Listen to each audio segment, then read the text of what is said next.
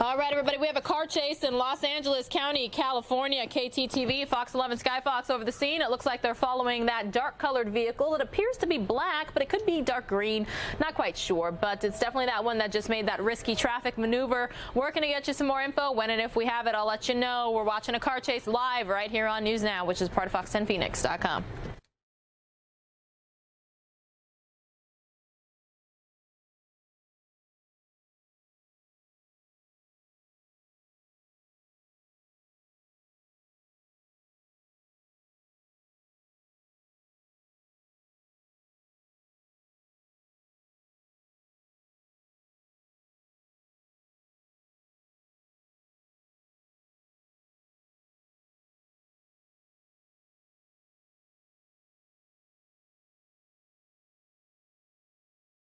Definitely being irresponsible here, just passing traffic on the wrong side of the road. You see that double yellow there? It's not meant to be crossed, folks. And definitely dark, looks like a four-door sedan. Could be a Honda. Don't want to assume for sure, though.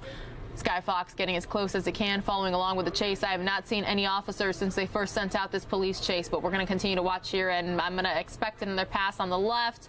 Let's see what the suspect does. Don't know if it's a he or she. I'm going to check Twitter and Facebook and see if our sister station out there in Los Angeles happens to have any additional info about exactly what's going on here. And they just tweeted exactly 1 minute ago, police pursuit of a stolen vehicle in the Glendale area. Suspect wanted for assault with a deadly weapon.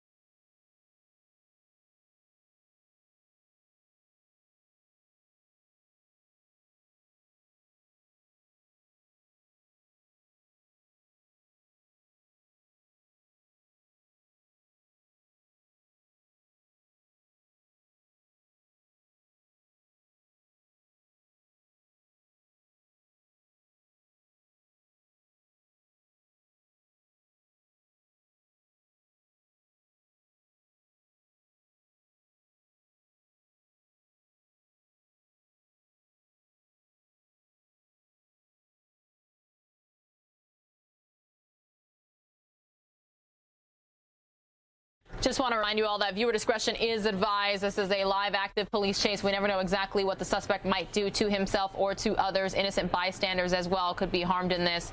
So friendly reminder. As far as I can tell, it seems like police have backed off at the moment because I haven't seen a single officer's vehicle following this man or woman.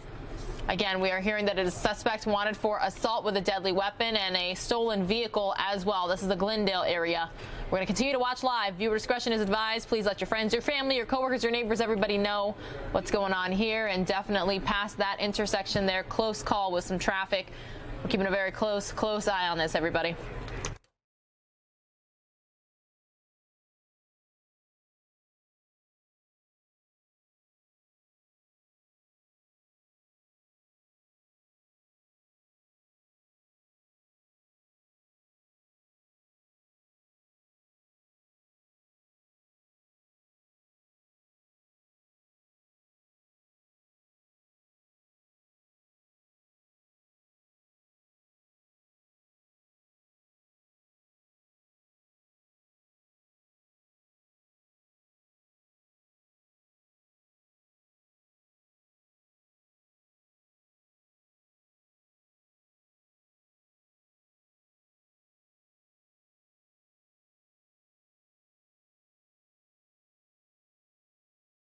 So Liz says this person is crazy. They're definitely doing what they can to get away. Obviously, they're well aware that a helicopter is overhead because police, if they've backed off, they're tracking this. There's not a police presence behind them. You can see right there in that wide shot, there are no police cars with their lights and sirens. And there he is. Yeah. The idea is that he would bring. It's harder for our and that's something we've seen a couple times. Now going by a fire, an ambulance that clearly looked like it was called for something else. Going over these speed bumps quickly. That'll be interesting to see what happens with that. And now turning onto another street. There's a lot of tall buildings around here, which makes it more challenging. And it's more challenging for our helicopter pilots when they are in tracking mode because they basically have to do all of the tracking. When you've got all those cop cars behind, it's easier to spot the cars. Sometimes in tracking modes, sometimes the TV cameras can lose the cars as well. Yeah. Sam makes a funny comment. Does the driver know we're not in sweeps? The funny thing that is an inside baseball comment. Yeah, you know the news business well. Problem is, sweeps are pretty much every day for us in this day and age, and also pursuits are every day in this day and age. Sweeps, for people that may not know, is the months that are usually viewed as times where you track the ratings, which set advertising rates, which is why a lot of the best TV programming airs in February, May, and November. Okay, there's our TV news business lesson for the night. Let's get back to the pursuit. Driver going over speed bumps very quickly in this Crossing neighborhood. those yellow lines. I mean, the amount of violations just right through a stop sign there. You just pray there are no pedestrians. There's nobody walking. Yeah, watch out. Here we go. Yeah. No regard for lights. No regard for. Are we going onto a sidewalk? Whoa! Here comes another car. Wow. Olivia, you're right. Pursuits are the norm in California. We certainly have our fair share of them. This one, though, that move he just made, you don't see that every day. This guy, boy, he has no regard for anyone else. Yeah, oftentimes in pursuits, they will sort of, just Glen Oaks was the street that they just passed by. They sometimes follow pretty much traffic rules, but that is not what we're seeing, obviously, other than being pursued. We're not seeing here. This guy is driving very, very wildly. We just lost our signal for a second. Now it's back. Did we lose the car? Is he there in the gas station? Oh, wow. Look at, here he is pulling into a gas station. What's about to happen here? We're at a United Oil. Is he getting out?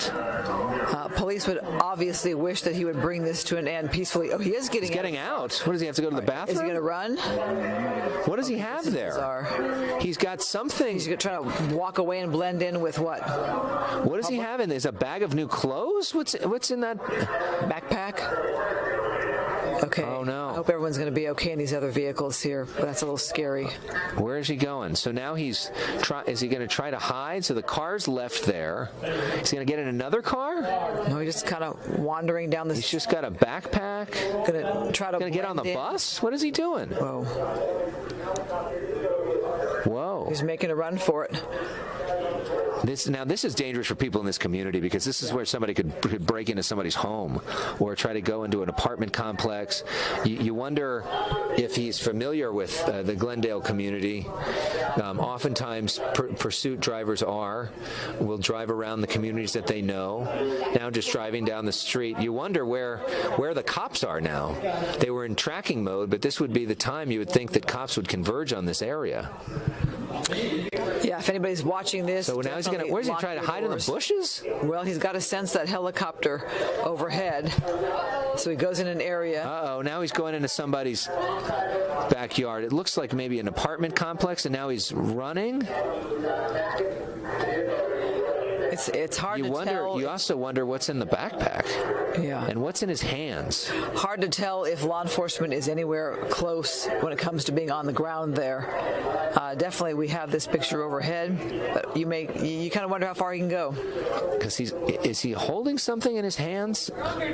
That's one of the first things that officers will think about. We're on Verdugo Road, and what's the intersection? Verdugo Road in Glendale, clearly, yeah.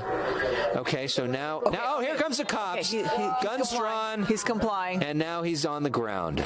That sight of that gun quickly went down to the ground. Well, this is the way you want these to end, peacefully, nobody hurt, the suspect complying. You have that one officer there who's going to probably keep him there until he gets some backup, is my guess. Wow, he went down quickly. It didn't look like there was any discharge, any taser or anything like that. It just looked like he knew what was coming. So now backup. Okay, so this officer moving in to put the handcuffs on him. All right, so once he saw those officers, he complied. Yeah, we're fine. We're okay. Yeah, they already caught him. Well, Bridget, I think he was not necessarily strolling along, but trying to get away.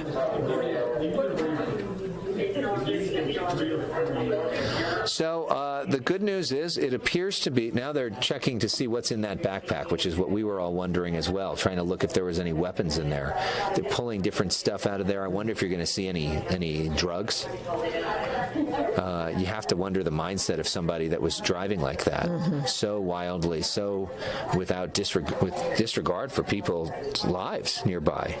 Phoenix says, and that's how you do it. I think, this is the way we'd like to see them all come to an end, where the driver pulls over safely, and they were able to bring him into custody here.